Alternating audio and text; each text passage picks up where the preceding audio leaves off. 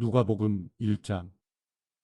많은 사람들이 우리 사이에 이루어진 사건들에 대해 기록하려고 했는데 그것은 처음부터 말씀의 목격자이며 일꾼이었던 사람들이 우리에게 전해준 것과 같습니다.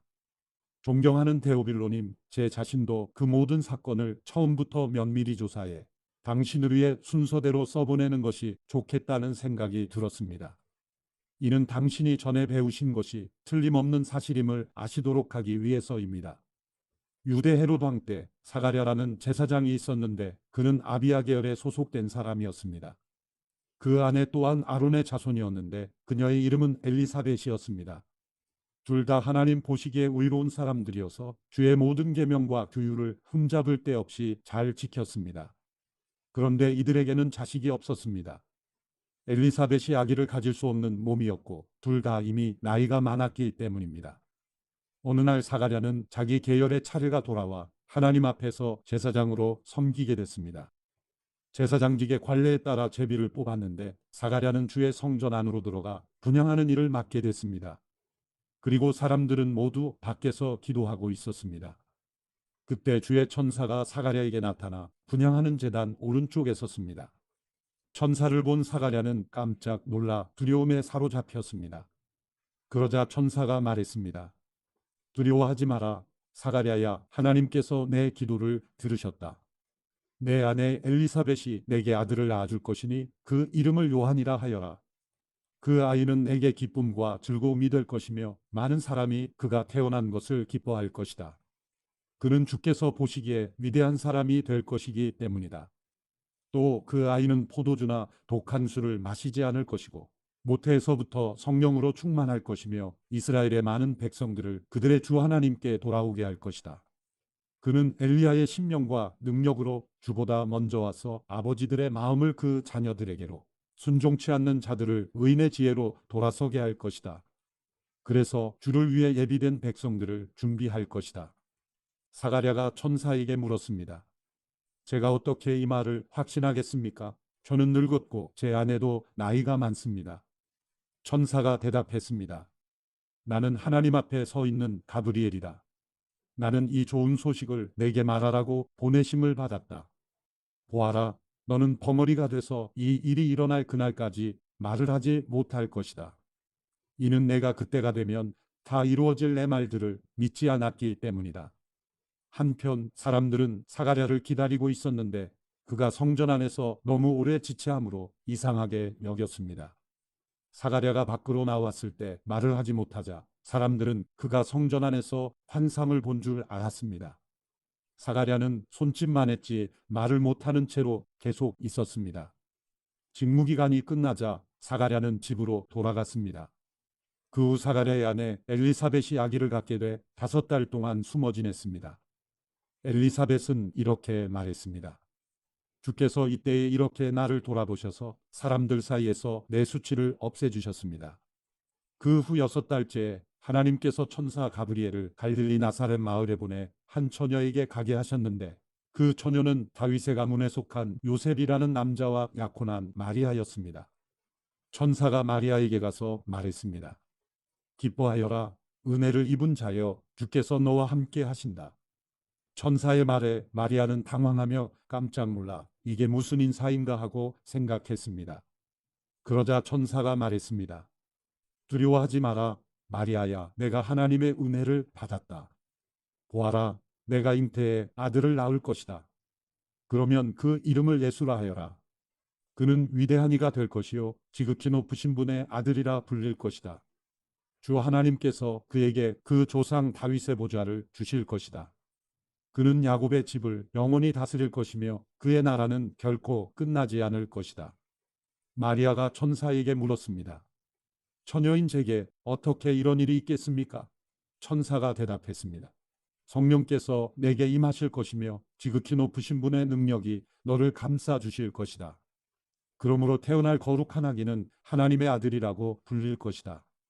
보아라, 내 친척 엘리사벳도 그렇게 많은 나이에 아이를 가졌다. 아이를 갖지 못하는 여자라 불렸는데 임신한 지 벌써 6달째가 됐다. 하나님께는 불가능한 일이 전혀 없다. 그러자 마리아가 대답했습니다. 보십시오. 저는 주의 여종입니다. 당신의 말씀대로 제게 이루어지기를 원합니다. 그러자 천사가 마리아에게서 떠나갔습니다. 그 무렵 마리아가 일어나 유대 산골에 있는 한 마을로 서둘러 갔습니다. 그리고 그녀는 사가랴의 집에 들어가 엘리사벳에게 인사를 드렸습니다. 엘리사벳이 마리아의 인사를 받을 때 뱃속에 아기가 뛰놀았고 엘리사벳은 성령으로 충만해져 큰 소리로 외쳤습니다. 당신은 여인들 중에 복을 받았습니다. 당신의 뱃속에 있는 아기도 복을 받았습니다. 내 주의 어머니께서 내게 오시다니 이게 어찌 된 일입니까? 보십시오. 당신의 인사말이 내 귀에 들릴 때 내 뱃속에서 아기가 기뻐하며 뛰놀았습니다. 주께서 하신 말씀이 정말 이루어질 것을 믿은 여인은 복이 있을 것입니다. 그러자 마리아가 말했습니다. 내 영혼이 주를 찬양하며 내 영이 내 구주 하나님을 기뻐함은 그분이 자신의 여종의 비천함을 돌아보셨기 때문입니다. 이제부터 모든 세대가 나를 복있다고 할 것이니 이는 전능하신 그분이 내게 위대한 일을 하셨기 때문입니다. 그분의 이름이 거룩하시며 그분의 자비는 그분을 경외하는 사람들에게 대대로 이어질 것입니다. 그분은 자신의 팔로 엄청난 일을 행하시고 마음의 생각이 교만한 사람들을 흩어버리셨습니다. 그분은 통치자들을 왕좌에서 끌어내리시고 낮은 사람들을 높여주셨으며 배고픈 사람들을 좋은 것들로 배불리시고 부유한 사람들을 빈손으로 보내셨습니다. 그분은 자비를 기억하셔서 자기의 종 이스라엘을 도우셨습니다.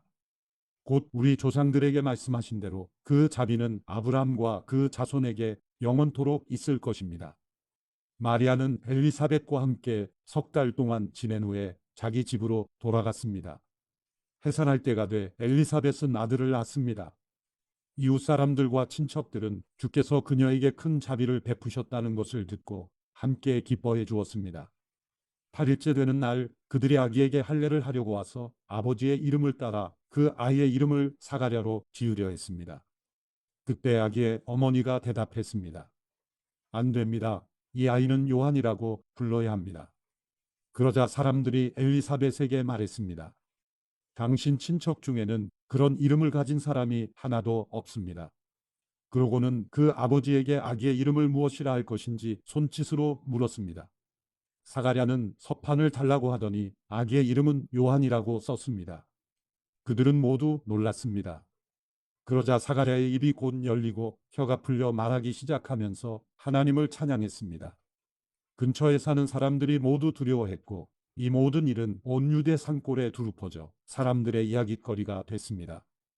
이 말을 들은 사람마다 모두 이 일을 마음에 새기며 이 아기가 대체 어떤 사람이 될까 하고 말했습니다.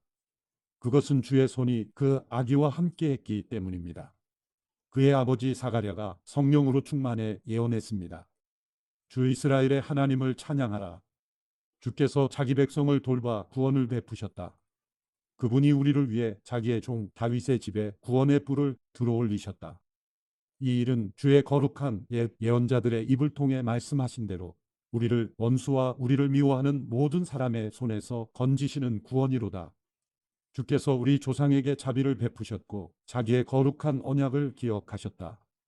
이 맹세는 우리 조상 아브라함에게 하신 것으로 우리를 원수들의 손에서 구출하사 두려움 없이 주를 섬겨 우리가 주 앞에서 평생토록 거룩하고 의롭게 살도록 하셨다. 너 아기야, 너는 지극히 높으신 분의 예언자로 불릴 것이요 주보다 앞서가서 주의 길을 예비할 것이며 주의 백성에게 그들의 죄를 용서해 주어 구원의 지식을 전할 것이다.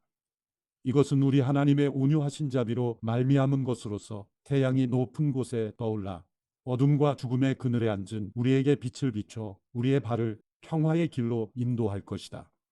그 아기는 자라면서 영이 강건해졌고 이스라엘 백성들에게 공개적으로 나타나는 날까지 광야에서 살았습니다. 누가복음 2장. 그 무렵 아우구스투스 황제가 칙령을 내려 전 로마 통치 지역은 호적 등록을 하게 됐습니다. 이것은 구레뇨가 시리아의 총독으로 있을 때 실시된 첫 번째 호적 등록이었습니다. 그래서 모든 사람은 호적을 등록하기 위해 각각 자기 고향으로 갔습니다. 요셉도 갈릴리 나사렛 마을을 떠나 다윗의 마을인 유대 땅 베들레헴으로 올라갔습니다. 요셉은 다윗 가문의 직계 혈통이었기 때문입니다. 그는 약혼한 마리아와 함께 호적을 등록하러 그곳에 갔습니다. 그때 마리아는 임신 중이었습니다. 그들이 그곳에 머무르는 동안 해산할 때가 돼 마리아는 첫 아들을 낳고는 아기를 천으로 싸서 구유에 눕혔습니다. 여관에는 그들이 들어갈 빈 방이 없었기 때문입니다. 한편 목자들은 바로 그 지역 들판에서 살며 밤에 양떼를 지키고 있었습니다. 주의 천사가 그들 앞에 나타나 주의 영광이 그들을 환하게 둘러비추니 그들은 너무나 두려웠습니다. 천사가 말했습니다. 두려워하지 마라. 보아라, 내가 모든 백성에게 큰 기쁨이 될 좋은 소식을 너희에게 알려준다. 오늘 구주이신 주 그리스도가 다윗의 동네에서 태어나셨다. 너희가 천에 쌓여 구유에 누워있는 아기를 볼 것인데 그것이 너희에게 표적이 될 것이다. 갑자기 그 천사와 함께 하늘의 군대가 큰 무리를 이루며 나타나 하나님을 찬양하며 말했습니다. 지극히 높은 곳에서는 하나님께 영광이요, 땅에서는 하나님의 은총을 입는 사람들에게 평화로다. 천사들이 떠나 하늘로 올라가자 목자들이 서로 말했습니다. 베들레헴으로 가서 주께서 우리에게 말씀하신 이 일이 정말 일어났는지 보자. 그래서 그들은 서둘러 가서 마리아와 요셉과 아기를 찾아냈습니다. 과연 아기는 구유에 누워 있었습니다. 그들은 아기를 보고 나서 그 아이에 관해 들은 말을 알려주었고 그 말을 들은 모든 사람들은 목자들이 한 말에 놀랐습니다. 그러나 마리아만은 이 모든 일을 마음에 간직하고 곰곰이 되새겼습니다. 목자들은 자기들이 보고 들은 모든 것에 대해 하나님께 영광 돌리고 찬양하며 돌아갔습니다. 그들이 듣고 본 모든 일대로 이루어진 것입니다. 8일째 되는 날 할례할 때가 되자 아기가 잉태되기 전에 천사가 일러준 대로 그 이름을 예수라 지었습니다. 모세의 율법에 따라 정결 의식을 치를 때가 되자 요셉과 마리아는 아기를 데리고 예루살렘으로 갔습니다. 이것은 주의 율법에 첫 번째 태어나는 모든 남자 아기는 하나님께 거룩한 사람으로 불릴 것이다 라고 기록된 대로 아기를 주께 드리고 또 산비둘기 한 쌍이나 어린 집비둘기 2마리라고 한 주의 율법을 지켜 희생제물을 드리려는 것이었습니다. 당시 예루살렘에는 시므온이라는 사람이 있었습니다. 이 사람은 의롭고 경건한 사람으로 하나님께서 이스라엘을 위로하실 날을 손꼽아 기다리고 있었습니다. 그리고 성령께서 시므온에게 머물러 계셨습니다. 그에게는 주의 그리스도를 보기 전에는 죽지 않으리라는 성령의 계시가 있었습니다. 시므온이 성령에 이끌려 성전뜰 안으로 들어갈 때 아기의 부모가 율법의 규정대로 행하기 위해 아기 예수를 데리고 들어왔습니다. 그러자 시므온이 아기를 팔에 안고 하나님을 찬양하며 말했습니다. 다스리시는 주여, 이제 주께서는 주의 종이 평안히 가게 해주십니다. 제 두 눈으로 주의 구원을 보았습니다. 이 구원은 주께서 모든 백성 앞에 마련하신 것으로 이방 사람에게는 계시의 빛이요 주의 백성 이스라엘에게는 영광입니다. 아기의 아버지와 어머니는 아기에 대한 이 말에 무척 놀랐습니다. 그러자 시므온은 그들을 축복하고 그 어머니 마리아에게 말했습니다. 보십시오. 이 아기는 이스라엘 가운데 많은 사람을 넘어지게도 하고 일어서게도 할 것이며 비난받는 표적이 되기 위해 세우심을 받았습니다. 칼이 당신의 마음도 찌를 것입니다. 그래서 이제 많은 사람의 마음속 생각이 드러나게 될 것입니다. 또 아셀 지파의 바누엘의 딸인 안나라는 여자 예언자도 있었습니다. 안나는 나이가 많았는데 결혼해서 남편과 7년 동안 살다가 그 후 84세가 되도록 과부로 지냈습니다. 안나는 성전을 떠나지 않고 밤낮으로 금식하고 기도하면서 하나님을 섬겼습니다. 바로 그때 안나가 그들에게 다가와 하나님께 감사하고 예루살렘의 구원을 간절히 고대하는 모든 사람에게 그 아기에 대해 이야기했습니다. 요셉과 마리아는 주의 율법에 따라 모든 일을 마치고 난 뒤 갈릴리에 있는 자기 마을 나사렛으로 돌아왔습니다. 아이는 점점 자라가며 강해지고 지혜가 충만했으며 하나님의 은혜가 그 위에 있었습니다. 해마다 6월절이 되면 예수의 부모는 예루살렘으로 갔습니다. 예수께서 12살이 되던 해에도 그들은 관례에 따라 절기를 지키러 예루살렘에 올라갔습니다. 기간이 끝나 그 부모는 집으로 돌아가는 길이었는데 소년 예수는 예루살렘에 남아 있었습니다. 그러나 부모는 이 사실을 알지 못했습니다. 그들은 예수가 일행 속에 있으리라 생각하고 하룻길을 가다가 그제야 친척들과 친구들 사이에서 예수를 찾기 시작했습니다. 그러나 찾지 못하자 그들은 예루살렘으로 되돌아가서 예수를 찾았습니다. 3일이 지나서야 그들은 성전뜰에서 예수를 찾게 됐습니다. 그는 선생들 가운데 앉아서 이야기를 듣기도 하고 묻기도 하고 있었습니다. 예수의 말을 들은 사람들마다 그가 깨닫고 대답하는 것에 몹시 감탄했습니다. 그 부모는 예수를 보고 놀랐습니다. 그래서 그의 어머니가 말했습니다. 얘야, 왜 우리에게 이렇게 했느냐? 내 아버지와 내가 얼마나 걱정하며 찾았는지 모른다. 그러자 예수가 말했습니다. 왜 나를 찾으셨습니까? 내가 마땅히 내 아버지의 집에 있어야 하는 줄 모르셨습니까? 그러나 그들은 예수가 하는 말을 깨닫지 못했습니다. 그러고 나서 예수는 부모와 함께 내려가 나사렛으로 돌아가서 부모님께 순종하며 지냈습니다. 예수의 어머니는 이 모든 일을 마음에 간직했습니다. 그리고 예수는 지혜와 키가 점점 더 자라가며 하나님과 사람들로부터 사랑을 받았습니다. 누가복음 3장. 디베료 황제가 다스린 지 15년째 되던 해 곧 본디오 빌라도가 유대 총독으로 헤롯이 갈릴리 분봉왕으로 헤롯의 동생 빌립은 이두레와 드라고니 지방의 분봉왕으로 루사니아가 아빌레네 지방의 분봉왕으로 안나스와 가야바가 대제사장으로 있을 때 하나님의 말씀이 광야에 있는 사가랴의 아들 요한에게 내렸습니다. 그는 요단강 전역을 두루다니며 죄 용서를 위한 회개의 세례를 전파했습니다. 이것은 예언자 이사야의 책에 기록된 것과 같습니다. 광야에서 외치는 소리가 있다. 주의 길을 예비하라. 그분의 길을 곧게 하라. 모든 골짜기는 메워지고 모든 산과 언덕은 낮아질 것이며 굽은 길은 곧아지고 험한 길은 평탄해질 것이다. 그리고 모든 사람들이 하나님의 구원을 보게 될 것이다. 세례를 받으려고 찾아온 사람들에게 요한이 말했습니다. 독사의 자식들아, 누가 너희에게 다가올 진노를 피하라고 하더냐? 회개에 알맞은 열매를 맺으라.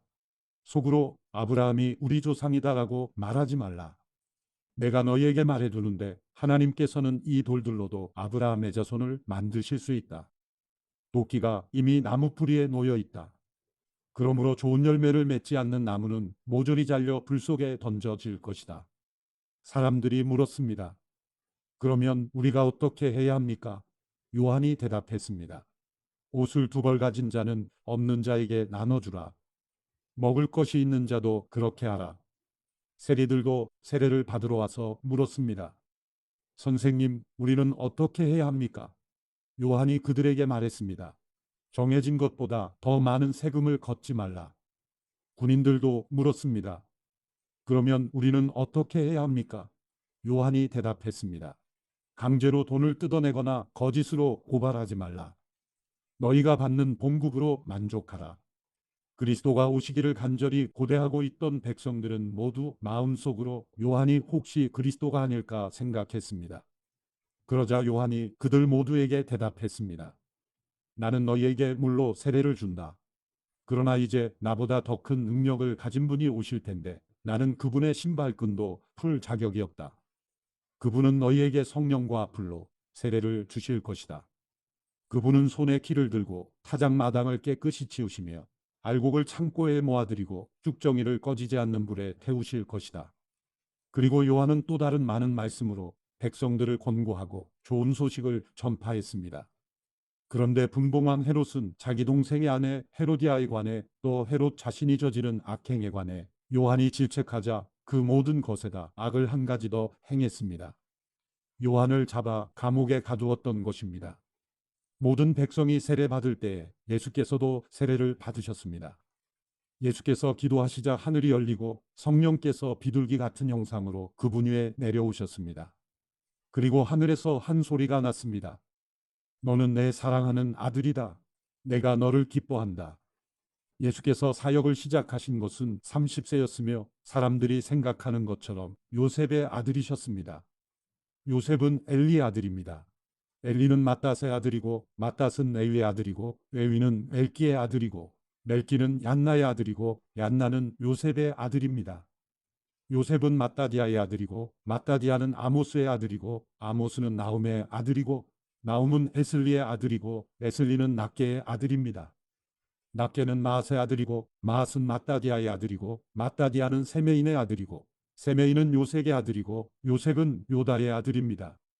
요다는 요하난의 아들이고 요하난은 에사의 아들이고 에사는 스룹바벨의 아들이고 스룹바벨은 살디엘의 아들이고 살디엘은 네리의 아들입니다.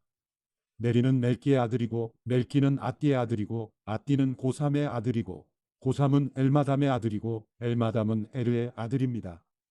에르는 예수의 아들이고 예수는 엘리에제르의 아들이고 엘리에제르는 요림의 아들이고 요림은 맏닷의 아들이고 맏닷은 레위의 아들입니다. 레위는 시므온의 아들이고 시므온은 유다의 아들이고 유다는 요셉의 아들이고 요셉은 요남의 아들이고 요남은 엘리야김의 아들입니다. 엘리야김은 멜레아의 아들이고 멜레아는 맨나의 아들이고 맨나는 맏다다의 아들이고 맏다다는 나단의 아들이고 나단은 다윗의 아들입니다. 다윗은 이새의 아들이고 이새는 오벳의 아들이고 오벳은 보아스의 아들이고 보아스는 살라의 아들이고 살라는 나손의 아들입니다. 나손은 아미나답의 아들이고 아미나답은 아니의 아들이고 아니는 헤스론의 아들이고 헤스론은 베레스의 아들이고 베레스는 유다의 아들입니다. 유다는 야곱의 아들이고 야곱은 이삭의 아들이고 이삭은 아브라함의 아들이고 아브라함은 데라의 아들이고 데라는 나홀의 아들입니다. 나홀은 수룩의 아들이고 수룩은 루의 아들이고 루는 벨렉의 아들이고 벨렉은 에벨의 아들이고 에벨은 살라의 아들입니다. 살라는 가이난의 아들이고 가이난은 아박삿의 아들이고 아박삿은 셈의 아들이고 셈은 노아의 아들이고 노아는 레멕의 아들입니다. 레멕은 무두셀라의 아들이고 무두셀라는 에녹의 아들이고 에녹은 야렛의 아들이고 야렛은 마할랄렐의 아들이고 마할랄렐은 가이난의 아들입니다. 가이난은 에노스의 아들이고 에노스는 셋의 아들이고 셋은 아담의 아들이고 아담은 하나님의 아들입니다. 누가복음 4장. 예수께서는 성령으로 충만해 요단강에서 돌아오셨고 성령에 이끌려 광야로 나가 그곳에서 40일 동안 마귀에게 시험을 당하셨습니다. 그동안 아무것도 잡수시지 않았기 때문에 그 기간이 끝나자 그분은 배가 고프셨습니다. 마귀가 예수께 말했습니다. 당신이 하나님의 아들이라면 이 돌에게 빵이 되라고 말해보시오. 예수께서 대답하셨습니다. 성경에 사람이 빵으로만 사는 것이 아니다 라고 기록됐다. 그러자 마귀는 예수를 높은 곳으로 이끌고 올라가 순식간에 세상 모든 나라를 보여주었습니다. 그러고는 마귀가 예수께 말했습니다. 내가 저 모든 권세와 그 영광을 당신에게 주겠소. 이것은 내게 넘어온 것이니 내가 주고 싶은 사람에게 주는 것이요. 그러니 당신이 내게 경배하면 모두 당신 것이 될 것이요. 예수께서 대답하셨습니다. 성경에 주 너의 하나님께 경배하고 오직 그분만을 섬기라 라고 기록됐다. 마귀는 예수를 예루살렘으로 이끌고 가더니 성전 꼭대기에 세우고 말했습니다. 당신이 하나님의 아들이라면 여기서 뛰어내려 보시오. 성경에 그가 너를 위해 천사들에게 명령해 너를 지킬 것이다. 그들이 손으로 너를 붙들어 내 발이 돌에 부딪히지 않게 할 것이다 라고 기록돼 있어. 예수께서 대답하셨습니다. 성경에 주 너의 하나님을 시험하지 말라 라고 기록됐다. 마귀는 이 모든 시험을 마치고 때가 될 때까지 예수에게서 떠나갔습니다. 예수께서 성령의 능력을 입고 갈릴리로 돌아오시자 그분에 대한 소문이 전역에 두루 퍼졌습니다. 예수께서는 회당에서 가르치셨으며 모든 사람들로부터 영광을 받으셨습니다. 예수께서 자신이 자라나신 나사렛에 오셨습니다. 안식일이 되자 예수께서 늘 하시던 대로 회당에 가셔서 성경을 읽으려고 일어나셨습니다. 예언자 이사야의 두루마리를 건네받으시고 두루마리를 펼쳐 이렇게 기록된 곳을 찾아 읽으셨습니다. 주의 영이 내게 내리셨다. 이는 하나님께서 내게 기름을 부으셔서 가난한 사람들에게 복음을 전파하도록 하기 위해서다. 하나님께서는 포로된 사람들에게 자유를, 못 보는 사람들에게 다시 볼 수 있음을, 억눌린 사람들에게 해방을 선포하기 위해 나를 보내셨다. 주의 은혜의 해를 선포하도록 하기 위함이다. 예수께서는 두루마리를 말아서 시중 들던 자에게 돌려주시고 자리에 앉으셨습니다. 회당 안에 있던 모든 사람의 눈이 일제히 예수를 주시했습니다. 그러자 예수께서 그들에게 말씀을 시작하셨습니다. 오늘 이 말씀이 너희가 듣는 자리에서 이루어졌다. 그러자 모든 사람이 감탄하고 그분의 입에서 나오는 은혜로운 말씀에 놀라며 저 사람은 요셉의 아들이 아닌가? 라고 물었습니다. 예수께서 그들에게 말씀하셨습니다. 틀림없이 너희는 의사야 내 병이나 고쳐라 하는 속담을 들이대며 우리가 소문에 들은 대로 당신이 가버나움에서 했다는 모든 일을 여기 당신의 고향에서도 해보시오라고 할 것이다. 예수께서 이어 말씀하셨습니다. 내가 진실로 너희에게 말한다. 어떤 예언자도 자기 고향에서는 인정받지 못하는 법이다. 그러나 내가 진실로 너희에게 말한다. 많은 과부들이 엘리야 시대에 이스라엘에 있었다. 그때 3년 반 동안 하늘문이 닫혀 온 땅에 극심한 기근이 들었다. 그런데 하나님께서는 그 과부들 중 어느 누구에게도 엘리야를 보내지 않으시고 오직 시돈에 있는 사렙다 마을에 한 과부에게 보내셨다. 또 많은 나병 환자들이 엘리사 예언자 시대에 이스라엘에 있었다. 그러나 그들 중 어느 누구도 시리아 사람 나아만 외에는 깨끗함을 받지 못했다. 회당 안에 있던 사람들은 모두 이 말씀을 듣고 화가 잔뜩 났습니다. 그들은 일어나서 예수를 마을 밖으로 쫓아냈습니다. 그리고 마을이 세워진 산벼랑으로 끌고 가서 그 아래로 밀쳐 떨어뜨리려고 했습니다. 그러나 예수께서는 사람들의 한가운데를 지나 떠나가셨습니다. 예수께서는 갈릴리 가버나움 마을로 내려가셨습니다. 그리고 안식일이 되자 사람들을 가르치셨습니다. 그분의 말씀이 얼마나 권위가 있었는지 사람들은 그 가르침에 놀랐습니다. 회당에 더러운 영이 들린 사람이 있었는데 그는 큰 소리로 외쳤습니다. 아, 나사렛 예수여, 당신은 우리에게 무엇을 원하십니까? 우리를 망하게 하려고 오셨습니까? 나는 당신이 누구신지 압니다. 하나님께서 보내신 거룩한 분이십니다. 예수께서 그를 꾸짖어 말씀하셨습니다. 조용히 하고 그 사람에게서 나와라. 그러자 귀신이 모든 사람들 앞에서 그 사람을 땅에 내동댕이 치고 떠나갔는데 아무 상처도 입지 않았습니다. 모든 사람들이 놀라며 서로 말했습니다. 이게 무슨 가르침인가? 저 사람이 권위와 능력으로 더러운 영들에게 명령하니 그들이 떠나가 버렸다. 그리하여 예수에 대한 소문은 그 주변 지역까지 두루 퍼져나갔습니다. 예수께서는 회당에서 나와 시몬의 집으로 가셨습니다. 그런데 시몬의 장모가 심한 열병에 시달리고 있었기 때문에 사람들이 그녀를 위해 예수께 도움을 청했습니다. 예수께서 시몬의 장모를 굽어보시고 열병을 꾸짖으시자 열병이 사라졌습니다. 장모는 곧 일어나 사람들을 시중들기 시작했습니다. 해질녘이 되자 사람들이 온갖 환자들을 모두 예수께 데려왔습니다. 예수께서는 그들에게 일일이 손을 얹어 병을 고쳐주셨습니다. 게다가 귀신들이 많은 사람들로부터 떠나가며 당신은 하나님의 아들이십니다. 라고 소리를 질렀습니다. 그러나 예수께서는 귀신들을 꾸짖으시며 그들이 말하는 것을 허락하지 않으셨습니다. 예수께서 그리스도이신 것을 그들이 알고 있었기 때문입니다. 날이 밝자 예수께서는 나가셔서 외딴 곳으로 가셨습니다. 사람들은 예수를 찾다가 어디 계신지 알아내고는 자기들에게서 떠나가시지 못하게 붙들었습니다. 그러자 예수께서 말씀하셨습니다. 나는 다른 마을에서도 하나님 나라의 복음을 전해야 한다. 내가 이 일을 위해 보내심을 받았기 때문이다. 그런 뒤 예수께서는 유대의 여러 회당에서 말씀을 전하셨습니다. 누가복음 5장. 예수께서 하나님의 말씀을 들으려는 사람들에게 둘러싸여 게네사렛 호숫가에 서 계셨습니다. 예수께서 보시니 배 두 척이 호숫가에 대어 있고 어부들은 배에서 내려 그물을 씻고 있었습니다. 예수께서는 그들 중 시몬의 배에 올라타 그에게 배를 무태서 조금 떼어 놓으라고 말씀하셨습니다. 그러고는 배 위에 앉아 사람들을 가르치셨습니다. 말씀을 마치신 후 예수께서 시몬에게 명령하셨습니다. 물이 깊은 곳으로 나가 그물을 내리고 고기를 잡아라. 시몬이 대답했습니다. 선생님, 저희가 밤새도록 애썼지만 아무것도 잡지 못했습니다.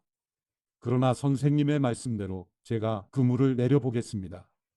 어부들이 그 말씀대로 했더니 그물이 찢어질 정도로 많은 고기들이 잡혔습니다. 그래서 그들은 다른 배에 있는 동료들에게 와서 도와달라고 손짓했습니다. 그들이 와서 두 배의 고기를 가득 채우자 배가 가라앉을 지경이 되었습니다. 시몬 베드로가 이 광경을 보고 예수의 무릎 앞에 엎드려 말했습니다. 주여, 제게서 떠나십시오. 저는 죄인입니다. 베드로와 그 모든 동료는 자기들이 잡은 고기를 보고 놀랐던 것입니다. 세베대의 아들들이며 시몬의 동료인 야고보와 요한도 놀랐습니다. 그때 예수께서 시몬에게 말씀하셨습니다. 두려워하지 마라. 이제부터 너는 사람을 낚을 것이다. 그리하여 그들은 자신들의 배를 무태대고 모든 것을 버려둔 채 예수를 따라갔습니다. 예수께서 한 마을에 계실 때에 온몸에 나병이 걸린 사람이 찾아왔습니다. 그는 예수를 보자 얼굴을 땅에 대고 절하며 간청했습니다. 주여, 원하신다면 저를 깨끗하게 해주실 수 있습니다. 예수께서는 손을 내밀어 그 사람에게 대며 말씀하셨습니다. 내가 원하노니 깨끗해져라. 그러자 곧 나병이 그에게서 떠나갔습니다. 그때 예수께서 그에게 명령하셨습니다. 누구에게도 말하지 마라. 다만 가서 제사장에게 내 몸을 보이고 몸이 깨끗해진 것에 대해 모세가 명령한 대로 예물을 드려라. 그것이 그들에게 증거가 될 것이다. 그러나 예수에 대한 소문은 더욱더 퍼져나가 많은 사람들이 그분의 말씀도 듣고 병도 고치려고 모여들었습니다. 하지만 예수께서는 외딴 곳으로 물러가 기도하셨습니다. 어느 날 예수께서 가르치고 계실 때 바리새파 사람들과 율법학자들이 갈릴리의 모든 마을과 유대와 예루살렘에서 와 앉아 있었습니다. 그리고 예수께서는 주의 능력이 함께함으로 병을 고치셨습니다. 그때 몇몇 사람들이 중풍병에 걸린 사람을 자리에 눕힌 채 들고 왔습니다. 그들은 환자를 집 안으로 데리고 들어가 예수 앞에 눕히려 했지만 사람들이 너무 많아 안으로 들여놓을 길이 없었습니다. 그들은 지붕으로 올라가 기와를 벗겨내고 그를 자리에 눕힌 채 사람들 한가운데로 달아내려 예수 바로 앞에 놓았습니다. 예수께서는 그들의 믿음을 보고 이 사람아 내가 죄를 용서받았다 라고 말씀하셨습니다. 그러자 바리새파 사람들과 율법학자들은 의아하게 생각하기 시작했습니다. 이 사람이 대체 누구인데 하나님을 모독하는가? 하나님 한 분 외에 누가 죄를 용서할 수 있단 말인가? 예수께서는 그들의 생각을 다 알고 말씀하셨습니다. 너희는 왜 그런 생각을 마음에 품느냐? 내가 죄를 용서받았다 하는 말과 일어나 걸어라 하는 말 중 어느 것이 더 쉽겠느냐? 너희들은 인자가 땅에서 죄를 용서하는 권세를 가지고 있음을 알아야 한다.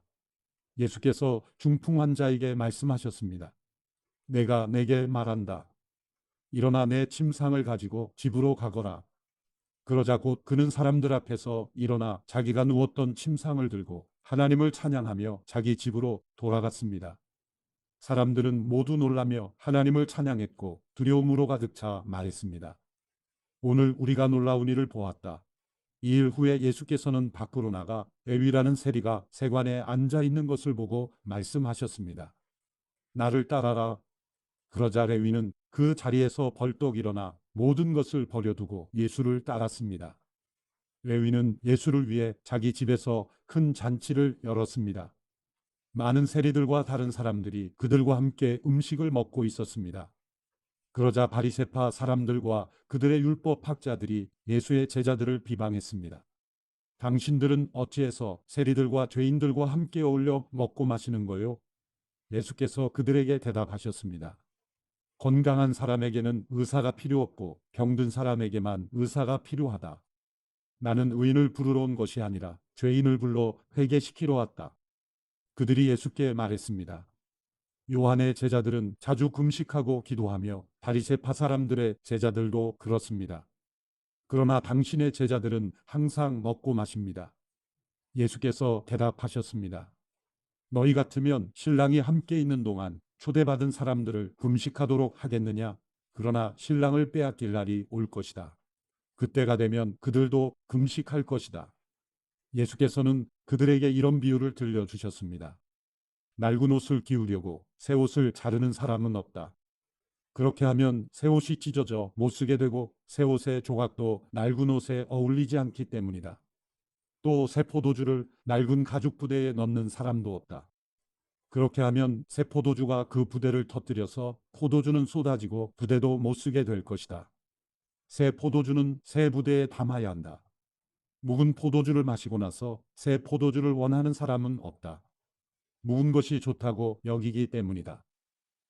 누가복음 6장. 안식일에 예수께서 밀밭을 지나가시는데 제자들이 밀 이삭을 잘라 손으로 비벼서 먹었습니다. 그러자 몇몇 바리새파 사람들이 말했습니다.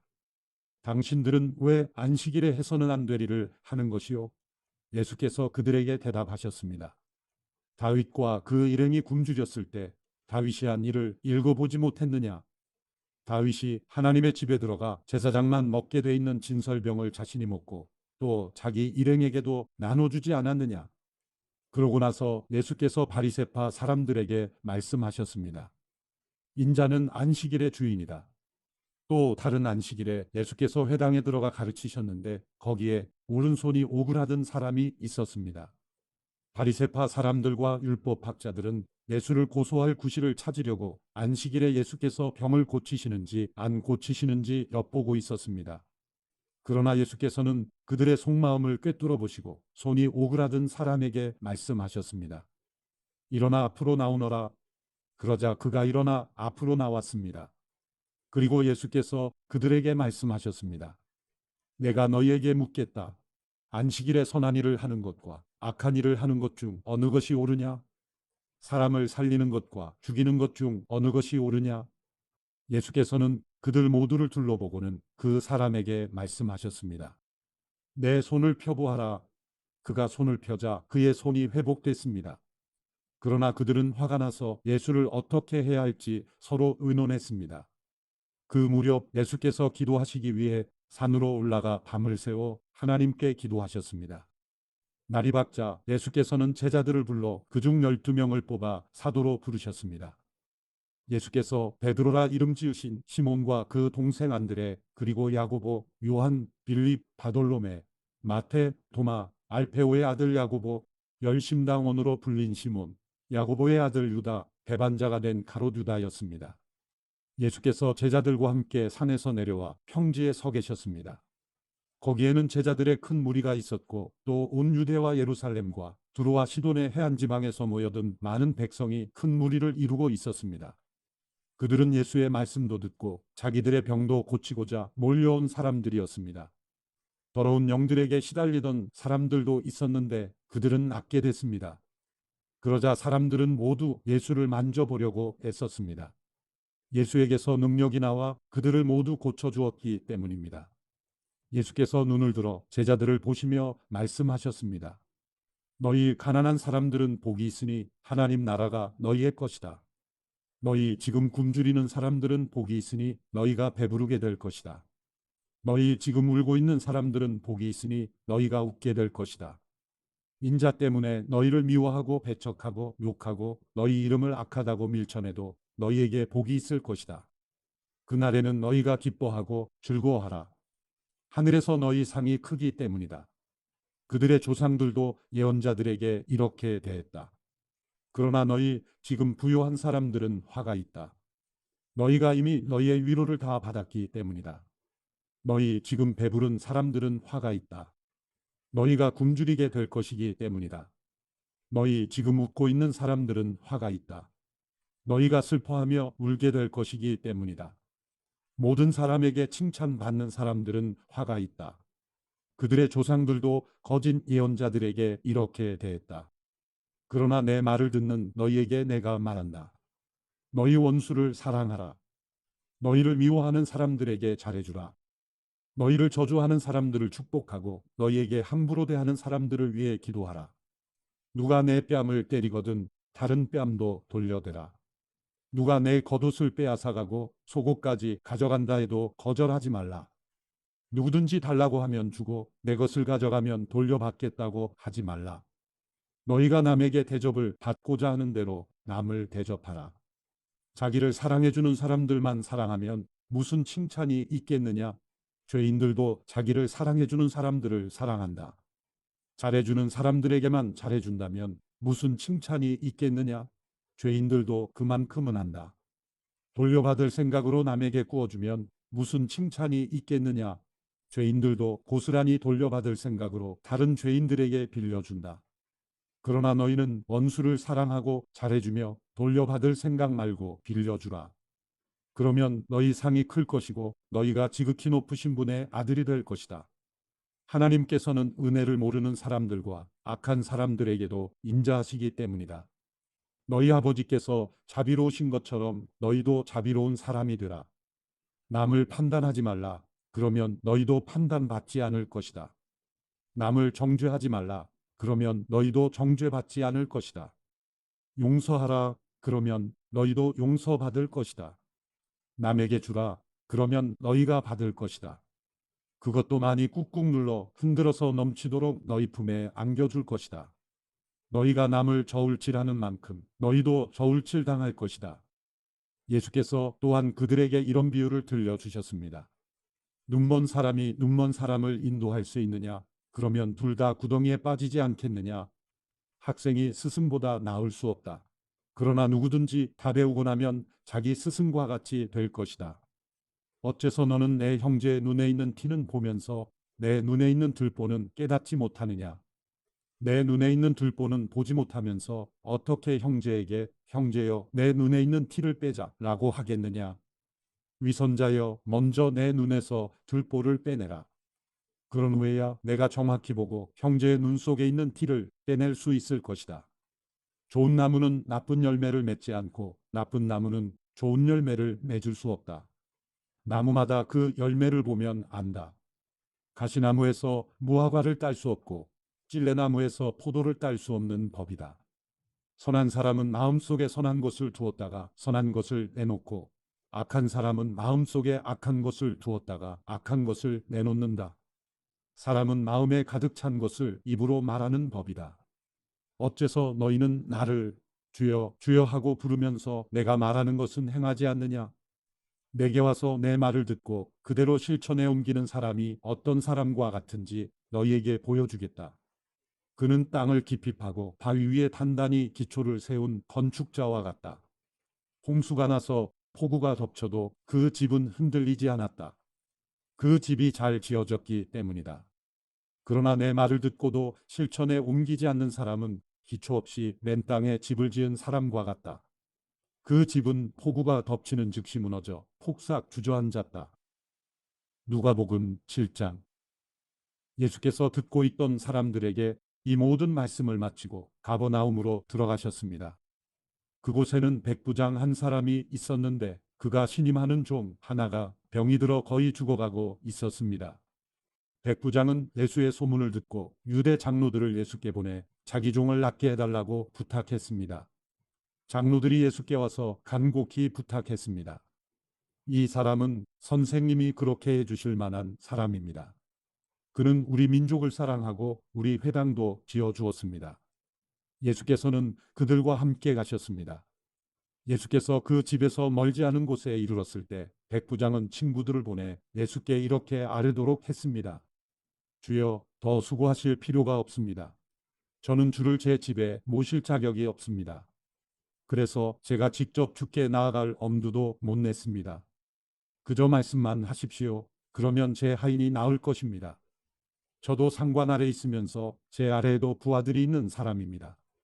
제가 부하에게 가라면 가고 오라 하면 오고 하인에게 이것을 하라 하면 합니다. 예수께서는 이 말을 듣고 백부장을 놀랍게 여겨 돌아서서 따라오던 사람들에게 말씀하셨습니다. 내가 너희에게 말한다. 이스라엘에서도 이렇게 큰 믿음을 본 적이 없다. 백부장이 보냈던 사람들이 집으로 돌아가 보니 그 종이 벌써 나아 있었습니다.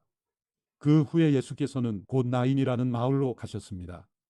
제자들과 많은 무리가 예수를 따라갔습니다. 예수께서 성문 가까이에 이르셨을 때 사람들이 죽은 사람 한 명을 메고 나오고 있었습니다. 죽은 사람은 한 과부의 외아들이었습니다. 그리고 많은 마을 사람들이 그 여인과 함께 상여를 따라오고 있었습니다. 주께서 그 여인을 보고 불쌍히 여기며 말씀하셨습니다. 울지 마라. 그러고는 다가가 관을 만지셨습니다. 관을 메고 가던 사람들이 멈춰서자 예수께서 말씀하셨습니다. 청년아, 내가 내게 말한다. 일어나거라. 그러자 죽은 사람이 일어나 앉아 말하기 시작했습니다. 예수께서는 그를 그의 어머니에게 돌려보내셨습니다. 그들은 모두 두려움에 가득 차 하나님을 찬양하며 말했습니다. 위대한 예언자가 우리 가운데 나타나셨다. 하나님께서 자기 백성을 돌봐주셨다. 예수에 대한 이 이야기가 온 유대와 그 주변 지역에 널리 퍼져 나갔습니다.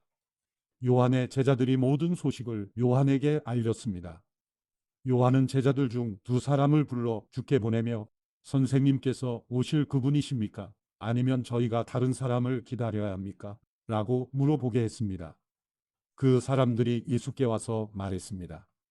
세례자 요한이 저희를 보내 물어보라고 했습니다. 선생님께서 오실 그분이십니까? 아니면 저희가 다른 사람을 기다려야 합니까? 바로 그때 예수께서 질병과 고통과 악한 영들에게 시달리는 사람들을 많이 고쳐주시고 보지 못하는 많은 사람들도 볼 수 있게 해주셨습니다.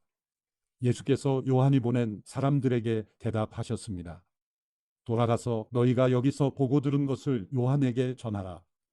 보지 못하는 사람이 다시 보고 다리를 저는 사람이 걷고 나병 환자가 깨끗해지며 듣지 못하는 사람이 듣고 죽은 사람이 살아나고 가난한 사람들에게 복음이 전파된다고 하라. 나로 인해 걸려 넘어지지 않는 사람은 복이 있다. 요한이 보낸 사람들이 떠나자 예수께서는 사람들에게 요한에 대해 말씀을 시작하셨습니다. 너희가 무엇을 보려고 광야에 나갔느냐? 바람에 흔들리는 갈대냐? 그렇지 않으면 무엇을 보려고 나갔느냐? 좋은 옷을 입은 사람이냐? 아니다. 화려한 옷을 입고 사치에 빠져 사는 사람은 왕궁에 있다. 그러면 무엇을 보려고 나갔느냐? 예언자냐? 그렇다. 내가 너희에게 말한다. 요한은 예언자보다 더 위대한 인물이다. 이 사람에 대해 성경에 이렇게 기록됐다. 보라, 내가 내 앞에 내 사자를 보낸다. 그가 내 길을 내 앞서 준비할 것이다. 내가 너희에게 말한다. 여인에게서 난 사람 중에 요한보다 더 큰 사람은 없다. 그러나 하나님 나라에서는 가장 작은 사람이라도 요한보다 더 크다. 요한의 설교를 들은 사람들과 심지어는 세리들도 요한의 세례를 받았고 하나님이 의로우신 분임을 드러냈습니다. 그러나 바리새파 사람들과 율법학자들은 요한에게 세례를 받지 않았고 자기들을 향한 하나님의 계획을 물리쳤습니다. 그러니 이 세대 사람들을 무엇에 비교할 수 있을까? 그들은 무엇과 같을까? 그들은 시장에 앉아서 서로 부르며 이렇게 말하는 아이들과 같다. 우리가 너희를 위해 피리를 불어도 너희는 춤추지 않았고 우리가 애곡해도 너희는 울지 않았다. 세례자 요한이 와서 빵도 먹지 않고 포도주도 마시지 않자 너희는 저 사람이 귀신 들렸다라고 하며 인자가 와서 먹고 마시니 너희가 말하기를 보라 저 사람은 먹보에다 술꾼으로 세리와 죄인의 친구다라고 말한다. 그러나 지혜의 자녀들이 결국 지혜가 옳다는 것을 인증하는 법이다. 한 바리새파 사람이 예수를 저녁 식사에 초대했습니다. 그래서 예수께서는 그 바리새파 사람의 집으로 들어가 식탁에 기대어 앉으셨습니다.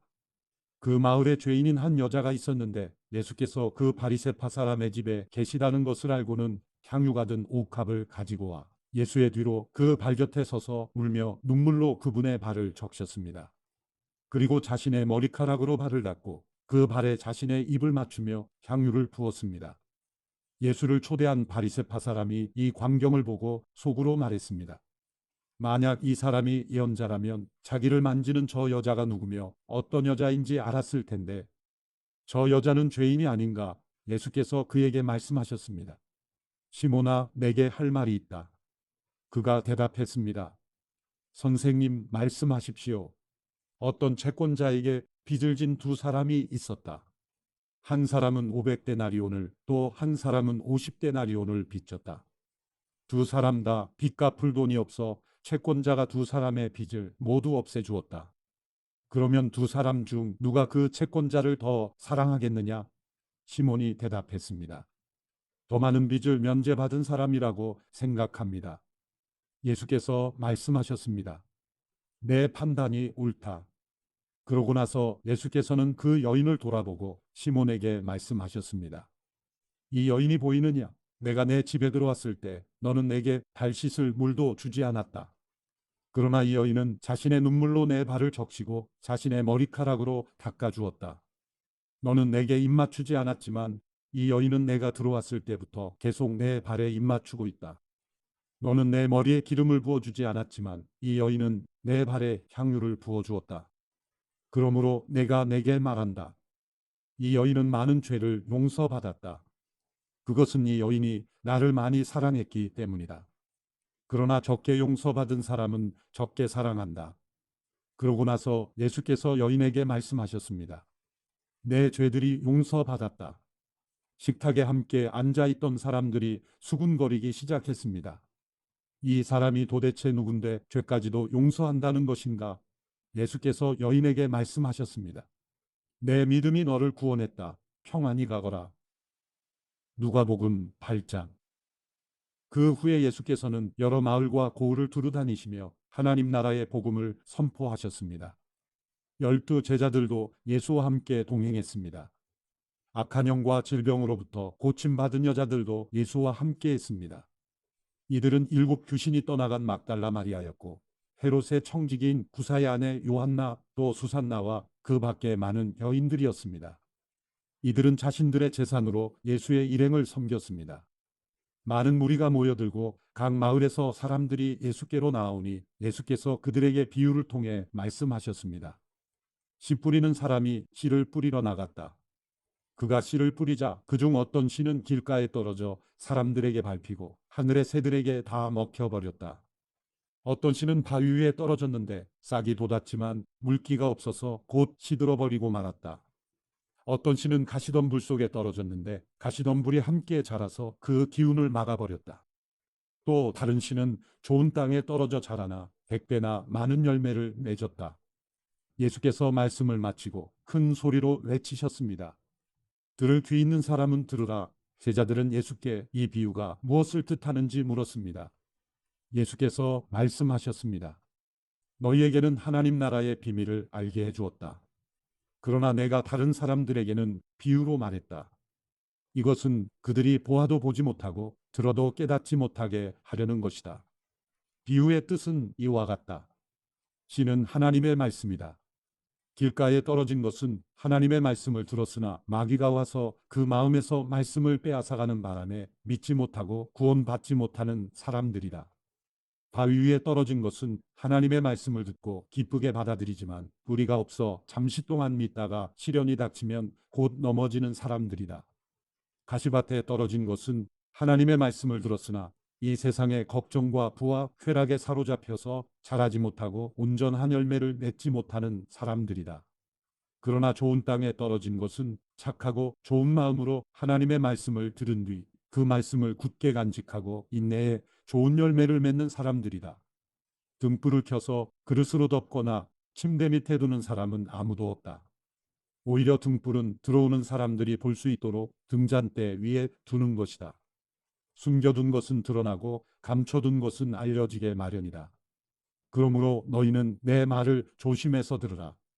가진 사람은 더 받고 가지지 못한 사람은 가진 줄로 생각하는 것조차 빼앗길 것이다.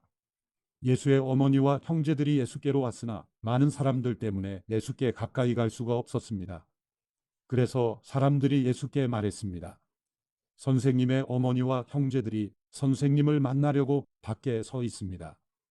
예수께서 대답하셨습니다.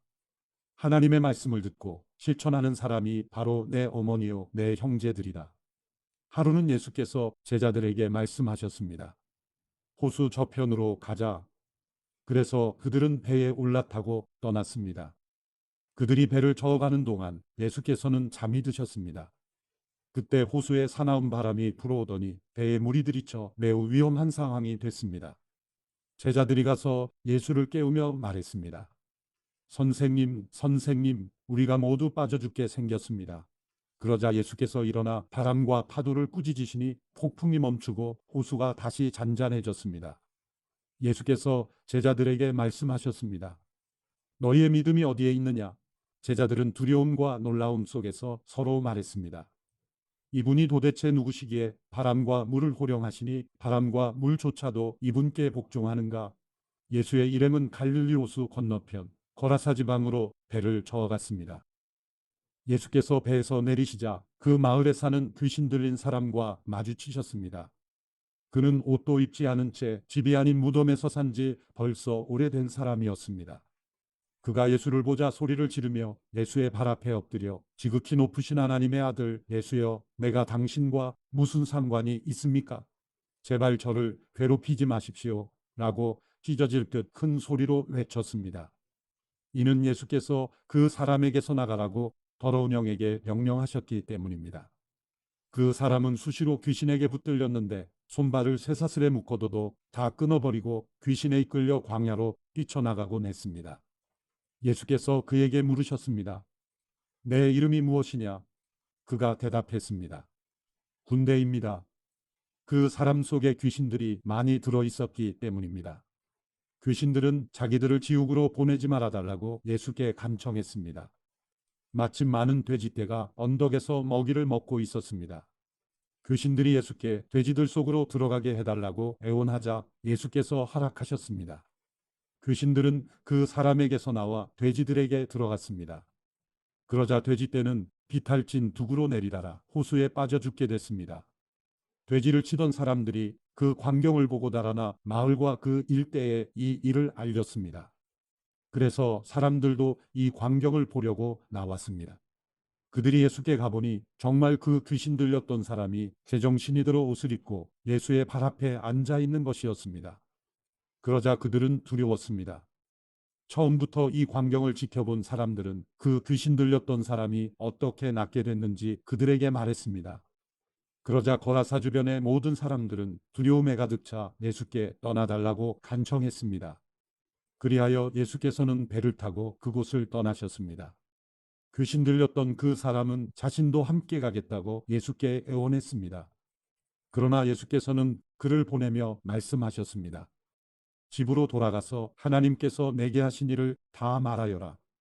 그러자 그 사람은 온 마을을 다니며 예수께서 얼마나 큰 일을 행하셨는지 전했습니다. 예수께서 돌아오시자 많은 사람들이 그분을 반겼습니다. 그들 모두가 예수를 기다리고 있었습니다. 그때 야이로라는 회당장이 와서 예수의 발 앞에 엎드리며 자기 집에 와달라고 간절히 애원했습니다. 12살 된 자기 외동딸이 죽어가고 있었기 때문입니다. 예수께서 그리로 내려가시는데 많은 사람들이 밀어댔습니다. 그 중에는 12년 동안 혈루병을 앓아온 여인이 있었는데 의사들에게 재산을 모두 썼지만 어느 누구도 그 여인의 병을 고쳐줄 수 없었습니다. 그 여인은 예수의 뒤로 비집고 나가가 그분의 옷자락에 손을 댔습니다. 그러자 즉시 출혈이 멈췄습니다. 그때 예수께서 누가 내게 손을 댔느냐? 라고 물으셨습니다. 사람들이 모두 만지지 않았다고 하자 베드로가 말했습니다. 선생님, 많은 사람들이 선생님을 밀어대고 있습니다. 그러자 예수께서 말씀하셨습니다. 누군가가 내게 손을 댔다. 내게서 능력이 나간 것을 알고 있다. 그러자 여인은 더 이상 숨길 수 없음을 알고 떨면서 앞으로 나와 예수의 발 앞에 엎드렸습니다. 여인은 모든 사람 앞에서 왜 예수께 손을 댔는지 그리고 어떻게 병이 즉시 나았는지 말했습니다. 그러자 예수께서 여인에게 말씀하셨습니다. 딸아, 내 믿음이 너를 구원했다. 평안히 가거라. 예수께서 말씀을 채 마치시기도 전에 야이로 회당장의 집에서 사람이 와서 말했습니다. 따님이 죽었습니다. 선생님께 더 폐를 끼치지 않는 것이 좋겠습니다. 이 말을 듣고 예수께서 그에게 말씀하셨습니다. 두려워하지 마라. 믿기만 하면 아이가 나을 것이다. 예수께서는 야이로의 집에 이르러 베드로와 요한과 야고보와 아이의 부모 외에는 아무도 들어오지 못하게 하셨습니다. 사람들은 모두 그 아이에 대해 애도하며 크게 울고 있었습니다. 예수께서 말씀하셨습니다. 울지 마라. 이 아이는 죽은 것이 아니라 자고 있다. 그들은 아이가 죽은 것을 알기에 예수를 비웃었습니다. 그러나 예수께서 그 아이의 손을 잡고 말씀하셨습니다. 아이야, 일어나라. 그때 그 아이의 영이 돌아와 아이가 곧 일어났습니다. 그러자 예수께서 아이에게 먹을 것을 갖다 주라고 말씀하셨습니다. 그 아이의 부모는 무척 놀랐습니다. 그러나 예수께서는 이 일을 아무에게도 말하지 말라고 그들에게 명령하셨습니다. 누가복음 9장. 예수께서는 12제자를 한자리에 불러 모시고 모든 귀신들을 쫓고 병을 고치는 능력과 권세를 주셨습니다. 그리고 그들을 내보내시며 하나님 나라를 전파하고 병든 사람들을 고쳐주라고 하셨습니다. 예수께서 말씀하셨습니다. 길을 떠날 때 아무것도 가져가지 말라. 지팡이도 가방도 빵도 돈도 여보옷도 가지고 가지 말라. 어느 집에 들어가든 그 마을을 떠날 때까지 그 집에 머물러 있으라. 만약 너희를 맞아주지 않으면 그 마을을 떠날 때 그들을 거스르는 증거물로 발에 붙은 먼지를 떨어버리라. 제자들은 나가서 여러 마을들을 두루 다니며 곳곳에서 복음을 전파하며 사람들을 고쳐 주었습니다. 분봉왕 헤롯은 이 모든 일을 듣고 당황했습니다. 왜냐하면 어떤 사람들이 요한이 죽은 자 가운데에서 살아났다고 말했기 때문입니다. 또 어떤 사람들은 엘리야가 나타났다고 했고, 다른 사람들은 옛 예언자 중 하나가 되살아났다고 말했습니다. 그러자 헤롯은 내가 요한의 목을 베었는데 이런 소문이 들리는 그 사람은 누구인가 하고 예수를 만나고자 했습니다. 사도들이 돌아와 예수께 자기들이 한 일을 보고했습니다. 그러자 예수께서는 그들을 따로 데리고 벳세다라는 마을로 가셨습니다. 그러나 사람들은 이 사실을 알아채고 예수를 따라왔습니다.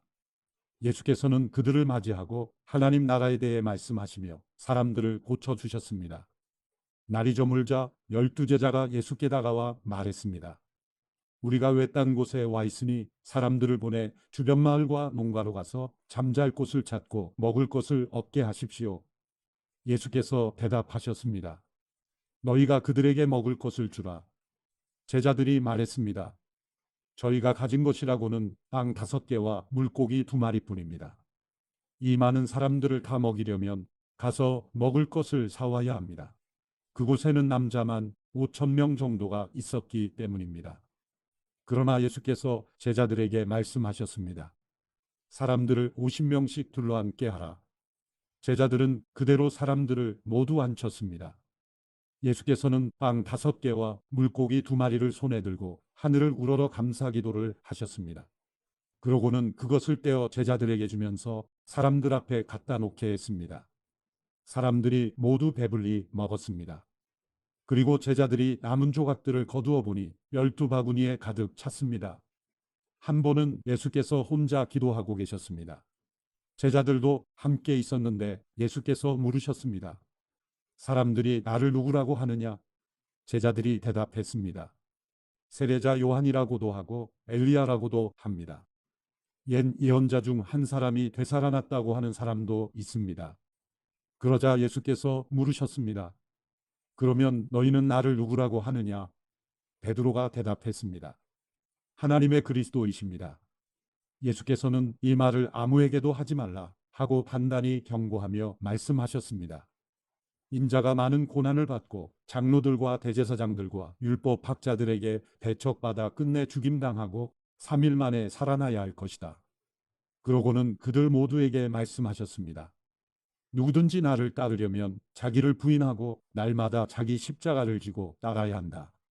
누구든지 자기 생명을 구하려는 사람은 잃을 것이요 누구든지 나를 위해 자기 생명을 잃는 사람은 구하게 될 것이다. 사람이 온 세상을 다 얻고도 자기를 잃거나 빼앗긴다면 무슨 소용이 있겠느냐? 누구든지 나와 내 말을 부끄러워하면 인자도 자기 영광과 아버지와 거룩한 천사들의 영광 가운데 올 때 그를 부끄러워할 것이다. 내가 진실로 너희에게 말한다. 여기 서 있는 사람들 가운데 죽기 전에 하나님 나라를 볼 사람이 있을 것이다. 이런 말씀을 하신 뒤 8일쯤 지나 예수께서는 베드로와 요한과 야고보를 데리고 기도하러 산에 올라가셨습니다. 예수께서는 기도하는 동안 얼굴 모습이 변하셨고 옷이 하얗게 빛났습니다. 그런데 갑자기 두 사람이 나타나 예수와 더불어 말을 하고 있었습니다. 이들은 모세와 엘리야였습니다. 그들은 영광에 쌓여 나타나 예수께서 예루살렘에서 이루실 일, 곧 그분의 떠나가심에 대해 말하고 있었습니다. 베드로와 그 일행이 잠을 이기지 못해 졸다가 완전히 깨서 예수의 영광과 그분 곁에 두 사람이 서 있는 것을 보았습니다. 두 사람이 예수를 떠나려고 하자 베드로가 예수께 말했습니다. 선생님, 우리가 여기 있으니 참 좋습니다. 우리가 초막세계를 만들되 하나는 선생님을 위해, 하나는 모세를 위해, 하나는 엘리야를 위해 짓겠습니다. 그러나 베드로는 자기가 무슨 말을 하는지도 알지 못했습니다. 베드로가 이런 말을 하고 있을 때 구름이 나와서 그들을 뒤덮었습니다. 구름 속으로 들어가게 되자 그들은 두려워했습니다. 그때 구름 속에서 소리가 들려왔습니다.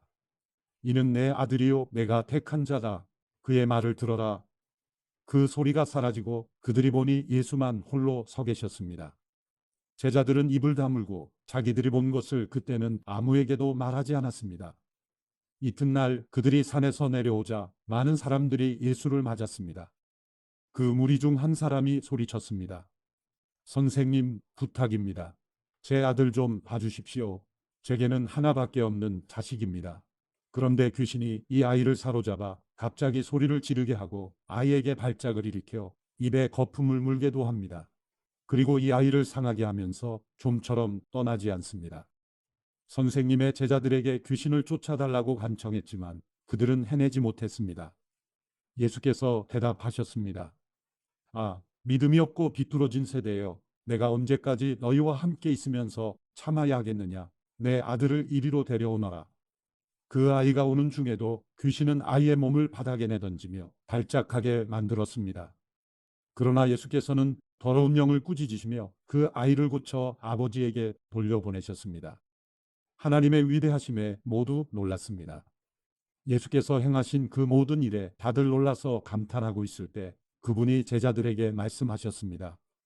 지금 내가 하는 말을 유의해 들으라. 인자가 배반을 당해 사람들의 손에 넘겨질 것이다. 그러나 제자들은 이 말씀을 깨닫지 못했습니다. 그들이 그 말씀을 이해하지 못하도록 그 뜻이 감추어져 있었기 때문입니다. 그들은 두려워서 예수께 물어볼 수도 없었습니다. 예수의 제자들 사이에서 누가 제일 큰 사람인가를 두고 다툼이 일어났습니다. 예수께서는 그들의 속마음을 다 아시고 한 어린아이를 데려와 곁에 세우며 말씀하셨습니다. 누구든지 이 어린아이를 내 이름으로 영접하는 사람은 나를 영접하는 것이다. 또 누구든지 나를 영접하는 사람은 나를 보내신 그분을 영접하는 것이다. 너희 가운데에서 가장 작은 사람이 가장 큰 사람이다. 요한이 물었습니다. 선생님, 저희가 선생님의 이름으로 귀신을 쫓는 사람을 보고 우리와 함께 따르는 사람이 아니라서 못하게 막았습니다. 예수께서 말씀하셨습니다. 그를 막지 마라. 누구든지 너희를 반대하지 않는 사람은 너희를 위하는 사람이다.